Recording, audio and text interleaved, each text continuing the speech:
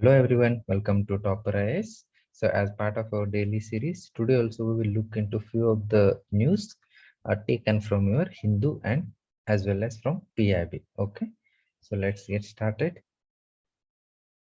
So the first one is with respect to NIPUN Bharat. So the long form of this is National Initiative for Proficiency in Reading with Understanding and Numeracy. So national initiative for what? To have a proficiency in reading with understanding and as well as with the proficiency with respect to numeracies. Okay, and this will be launched. Actually, it has been launched today, particularly Department of School Education and Literacy, which comes within the Ministry of Education. So what is the vision of Nipun Bharat? So the vision of Nipun Bharat is to create an enabling environment to ensure universal acquisition of foundational literacy and numeracy, a basic fundamental reading skills, literacy skills and the numerical skills, so that every child achieves the desired learning competencies in reading, writing and numeracy by the end of grade 3 by 26-27. Okay, so fundamental, see, people are not even you often come across news, certain media going to schools and saying a student of 8th standard is not able to even read also, not even live about solving mathematical problems. So such issues remain.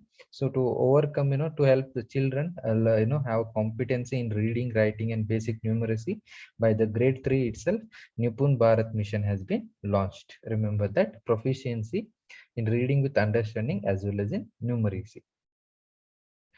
Then Nipun Bharat will be implemented by Department of School Education and Literacy, as I said, within Ministry of Education.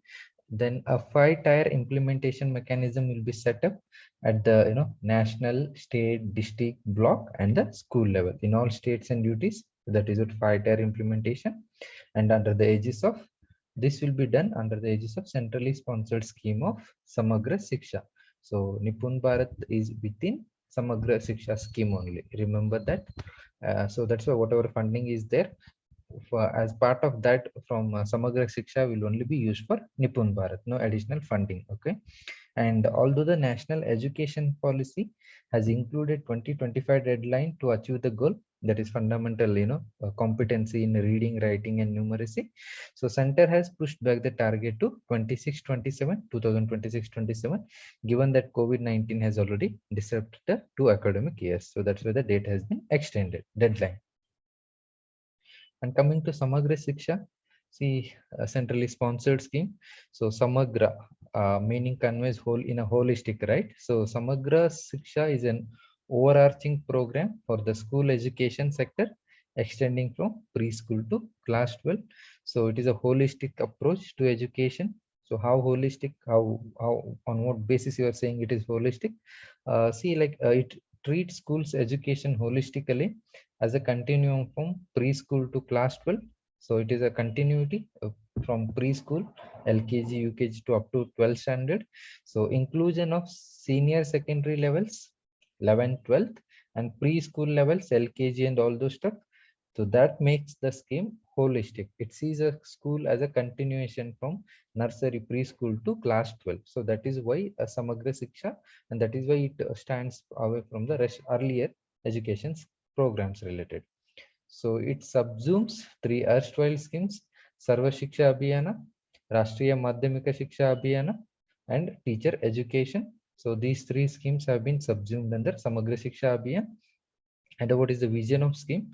So vision of scheme is to ensure inclusive and equitable quality education from preschool to secondary stage in accordance with sustainable development goal for education.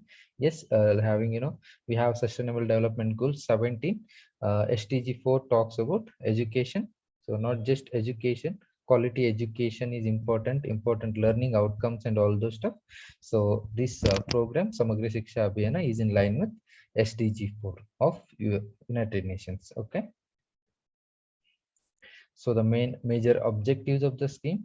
So providing quality education, enhancing learning outcomes of the students, bridging the social and gender gaps in the school education. Yes, haves and have nots.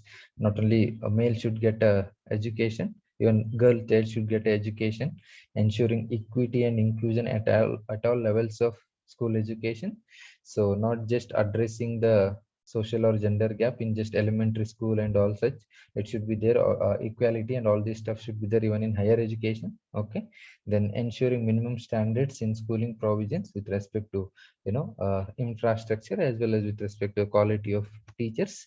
Then promoting occasionalization of education, so not just theoretical curriculum, add in a curriculum practical skills that student can learn, so that he will also be able to get employed in works. Then support states in the implementation of right of children to free and compulsory education. That is nothing but right to education we call Act 2009. So helping in this implementation of this act also. So this is all the major objectives of Samagra Siksha scheme. Then next news with respect to crocodiles. So heading is crops relocated from Gujarat Lake. So a statue of unity, statue of Sardar Vallabhbhai Patel stands at Kevadia, and this is a major tourist attraction. So this 182-meter tall statue stands on the side of Panchmuli Lake. Okay, and what is the thing is this lake has n number of crocodiles. So obviously a tourist distraction, people will go, and that these crocodiles are likely to pose a threat to visitors. So that is why as many as around 195 crocodiles have been relocated from the lake. Okay, why? Main reason is for the safety of tourists who will enjoy their boat rides and all those stuff. Chinese astronauts complete first spacewalk at new station. So recently, over a month, again and again, Chinese space related aspects are in news. So now it is they are the first crew aboard Tiangong space station. So space station built by China, called with the name Tiangong.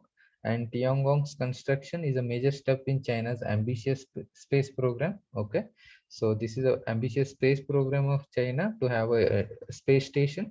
Then apart from that, in recent months, as I said, landing a rover on Mars and sending probes to the moon. These are all the activities, space activities related to China.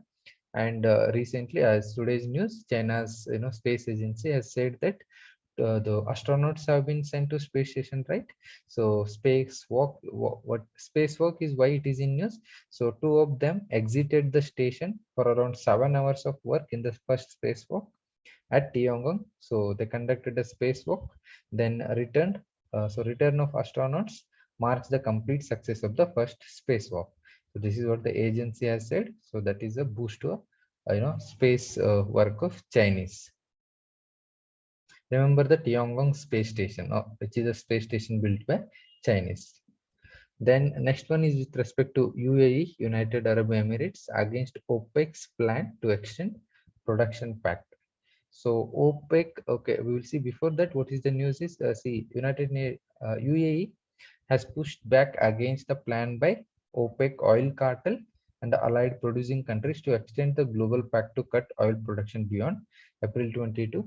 So there is a plan that we should not extend, we should not produce more, rather keep the oil supply in a certain range, so that price of oil do not go down, do not fall. But UAE is against this move, and one of the group's largest oil producers, UAE, is seeking to increase its output. It wants to produce more, and this is in contradiction to OPEC's heavyweight player, particularly Saudi Arabia, which has led to a tight lead on production. So that's why the issue was in news. UAE and particularly Saudi Arabia, particularly with respect to OPEC. So for you, what becomes important for prelims is what is OPEC you should know. Okay, so OPEC is an organization of the petroleum and exporting countries. Okay, it is a permanent intergovernmental organization created at Baghdad Conference in 1960. So initially by 5 countries, Then later on, the number of countries, OPEC countries, have gone up. Okay, so what was the objective of setting up, OPEC? It is to, coordinate and unify petroleum policies among the member countries. So remember, where all you find petroleum reserves, so let those countries come together so that we have a uniform policy with respect to petroleum, so that it is, by doing that, we are able to secure fair and stable prices for the petroleum producers also. So clarity to extent of production and price will be determined if we have a uniform policy. Then an efficient economic and regular supply of petroleum to consuming nations. So this is also objective of OPEC. Then a fair return on capital to those investing in the country. So objective is that only. So having a fair return. So keeping that, you have a unifying petroleum policies among all the member countries. So that will ensure a right, fair and stable supply, stable prices for the consumers, and also a return for the investors. So that's it for today. You can also download the PDF of this document in the link that is shared below, and do download Topper IS Institute app so that you get to, see n number of such videos which will help you in your UPSC preparation. Thank you.